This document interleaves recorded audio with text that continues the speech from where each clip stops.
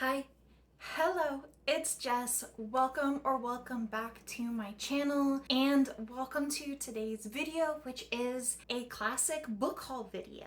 If you are new here, I have actually been on a sort of 6-month book buying ban. I say sort of because I was still buying books in those 6 months, but I had established rules for myself and I, for the most part, did stick to those rules. Something that I talked about in another video, but that video isn't live because it's a vlog that I'm working on. Book of the month, I'm trying to switch off of it to Aardvark, and now that my book buying ban is over, I have subscribed to the Aardvark book box. I've only done 1 month so far. I haven't unsubscribed from Book of the Month yet because I do still have some credits, but the problem is like I'm just no longer really interested in the majority of Book of the Month selections.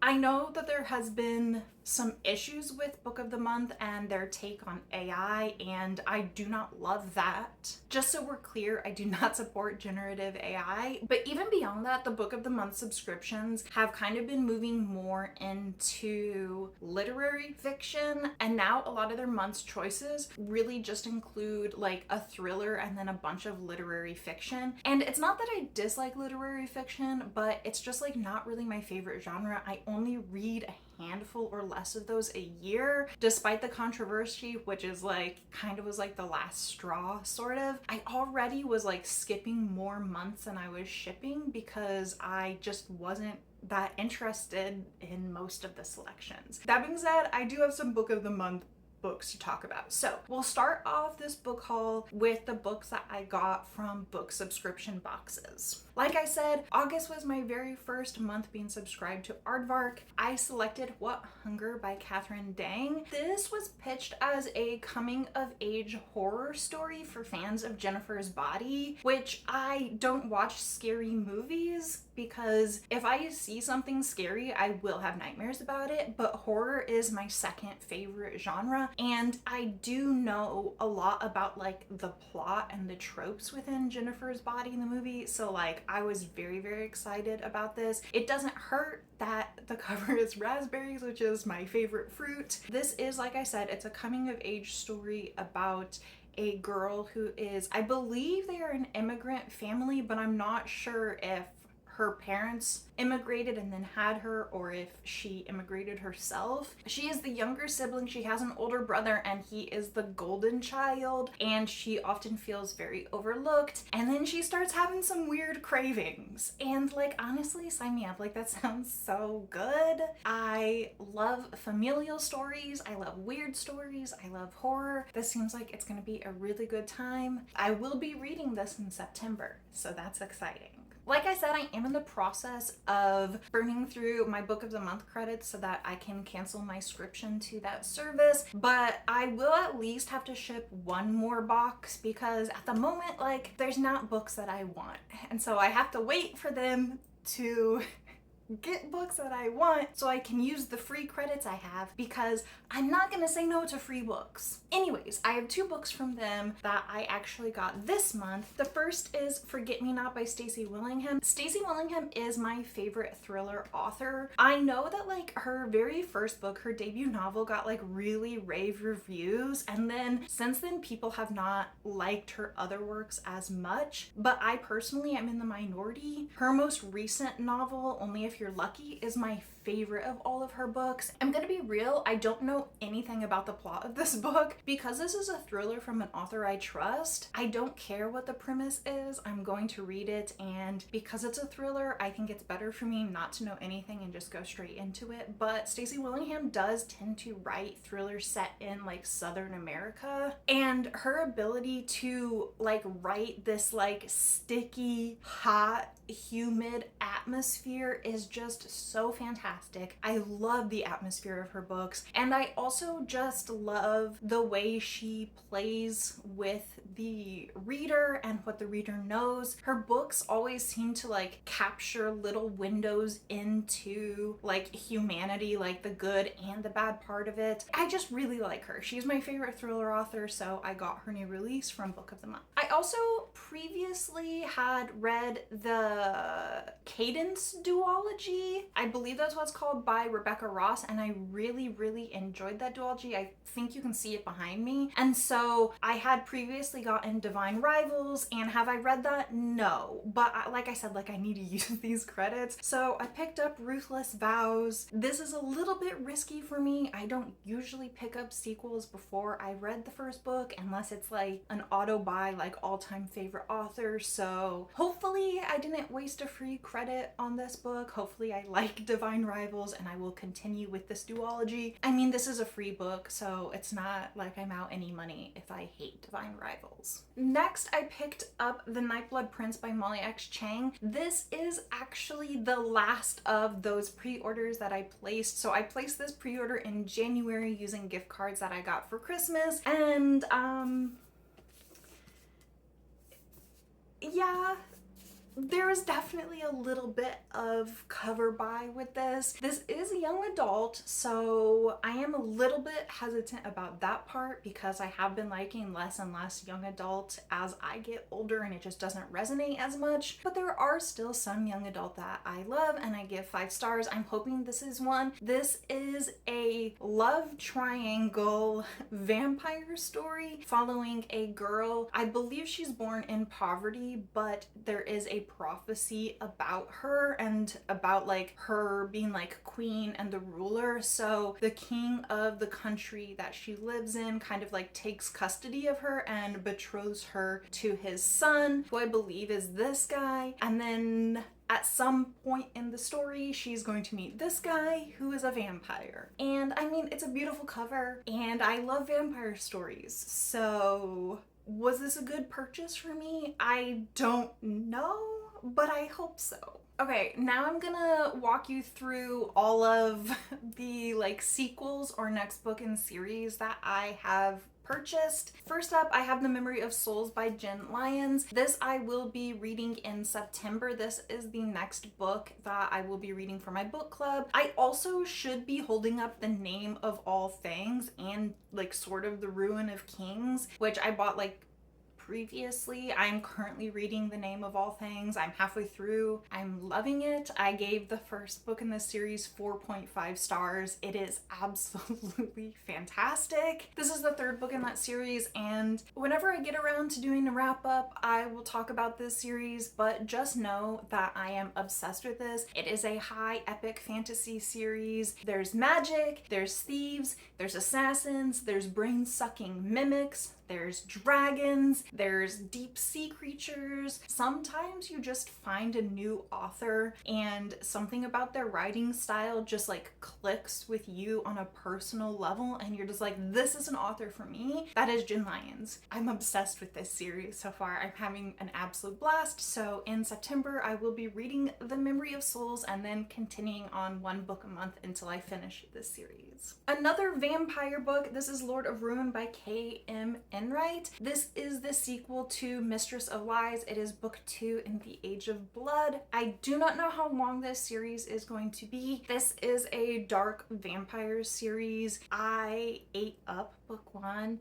I gave it 4 stars. There was definitely like a lull and a little bit of pacing issues in the middle, but like overall such a fantastic book. I can't wait to dive into book 2 in this series. I highly recommend, if you like vampire novels, that you pick up Mistress of Lies. I thought it was fantastic. Back in April for the Magical Readathon, I read the second book in the Middle Game series, and so I now picked up Tidal Creatures. I feel like this book is smaller than Middle Game and Seasonal Fears, and I'm gonna be really pissed if that's the case because I want them to all look nice, but like I don't know, this just feels like it's small. Anyways, this is the 3rd out of 5 books in the Alchemical Journeys series. They're all connected, but I do believe that they're all going to be following different duos. The first book followed a brother and sister who were created in a lab to break the world open. The second followed a girl and her boyfriend, and they were on a forced quest to see if they could become the embodiment of the seasons. I genuinely have no idea what Tidal Creatures is about, but I definitely really enjoy this series. I'm gonna give book 3 a go, and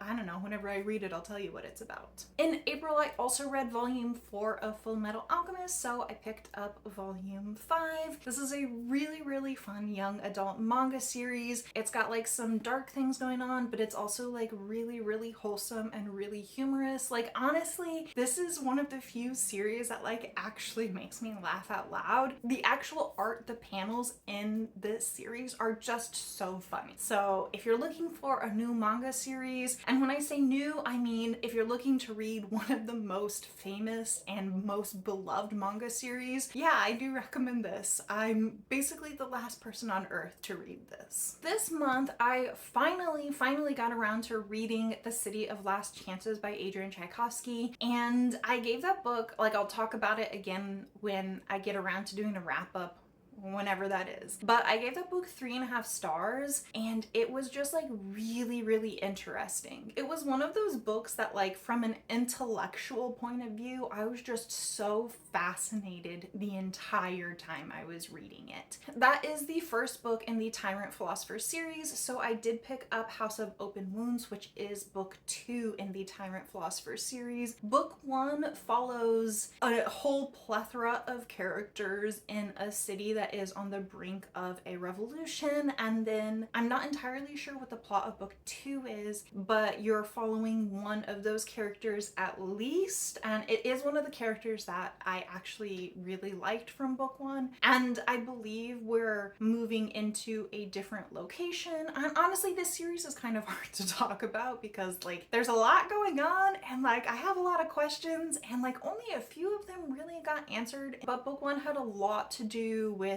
talking about colonization and oppression. I would say like that is the primary theme of the book, and in this one I do expect that to continue. I believe we're following like a group of medics who are like trying to patch people up in this war against this conquering nation. I will talk more about book 1 whenever I get around to a wrap up. Like I said, for the most part, I was really good about not breaking my book buying ban. However, I did slip up twice in 6 months, and one of those times was Heaven's Official Blessing. They put out these beautiful, beautiful collector's editions with like amazing sprayed edges. There's art inside. Like this is like truly, truly a beautiful collector's edition, and I bought book 1 and I did read it, and so then I ordered book 2 also. I would love to get to this soon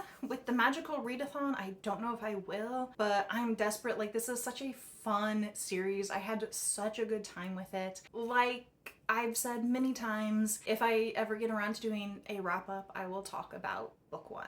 I also have a Curse Carved in Bone by Danielle L. Jensen. This is the second book in the saga of the Unfated duology, so this will conclude that series. This book actually came in May because I had pre-ordered it. I read book 1 last year. I gave it 4 stars. I really liked it. This is a Norse mythology inspired adult fantasy romance, and you follow a woman named Freya. She has a drop of God's blood, so she is God's touched, and basically she is a shield maiden, and there is this prophecy about whoever controls the shield maiden will be king, so she has been hiding her powers her entire life. But then like obviously people find out, and then we go on this like very meandering quest after that. I love a meandering quest. I had a great time in book 1, so I hopefully will get to book 2 very soon. despite the fact that I have 2 of his new releases on my physical TBR that I have not got to, I did pick up one of Stephen Graham Jones's backlist titles. This is not for nothing. Now, Stephen Graham Jones is my all-time favorite horror author and is definitely like one of my all-time favorite authors as well. I just don't think anyone is doing horror the way he does, and I want to read every single book that he has ever written and ever will write. So I did pick up this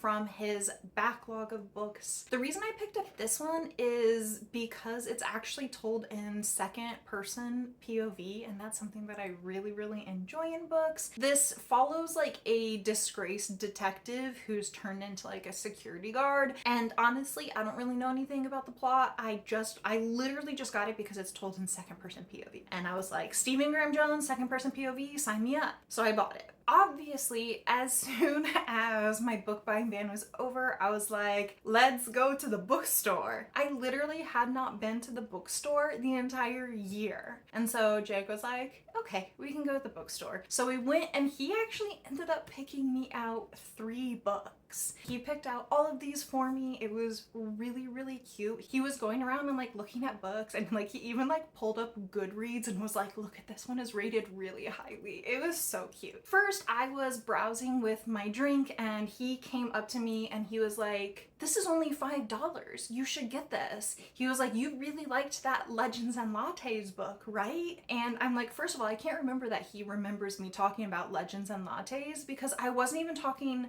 to him about it. I was actually talking to Jake's brother about it, and he was just like sitting there on his phone. So I was kind of surprised he even remembered that book. But yes, I did like Legends and Lattes. This is another cozy fantasy. It's called Coffee Shop in an Alternate Universe by C.B. Lee, and we're basically following a girl from our world, I believe, and she ends up in a fantasy world. There's a chance that it's following a girl from a fantasy world that ends up in our world, but I do think we end up in the fantasy world. It's gonna be a cute little cozy fantasy romance, and it's sapphic, which is a plus for me. And it was also on sale for only $5, which is the reason that Jake found it and brought it to me. He also found Of Monsters and Mainframes by Barbara Truelove. This is a book that I had literally never heard of, and I honestly haven't seen a single person talking about. It's always really fun to me when you find a book that like you've just never even heard about and it sounds so good, so right up your alley. This is a sci-fi book, which I don't read that much of, but first of all, the blurb at the top says delightfully unhinged and obscenely compelling, which drew me in. This is about a spaceship that is like traveling through the universe. I believe it like normally just like takes people from place to place. To my knowledge, the spaceship's like AI is one of like the main characters in the book, and it says spaceships aren't programmed to seek revenge, but for Dracula, Demeter will make an exception. And I'm like, what is Dracula doing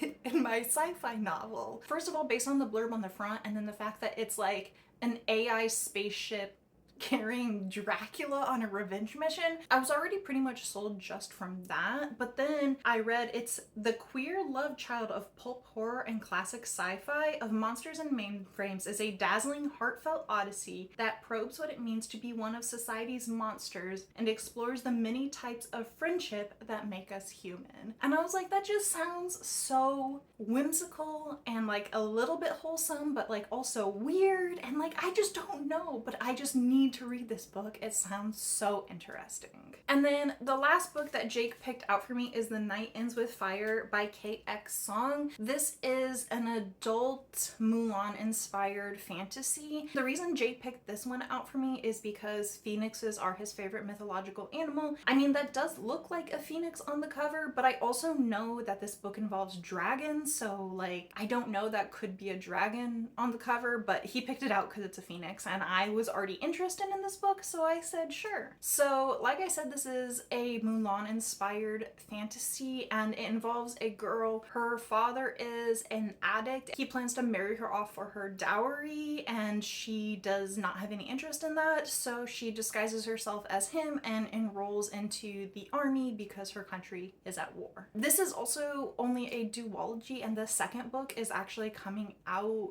this month also, so if I read this, I don't have to wait at all for book number 2. We're almost done. So the next section of books are books that I got on sale. There's this series that I have had my eye on for a while, and I did plan to read this series. Should I only buy book 1 of this series? Yes. Like I said, I usually only buy the book that I'm currently reading in a series. However, this is one that I really do think I will like, and like I said, I've had my eye on it for a while, and it is 4 books, and the box set of these 4 books was on sale for $27. $27 for 4 books. It was just too good of a deal for me to pass up. So I now own the entire Ember in the Ashes quartet, and I honestly have 0 regrets about this. I'm extremely happy. So good for me. I also stumbled upon a buy 2 get 1 free sale, and I used that to get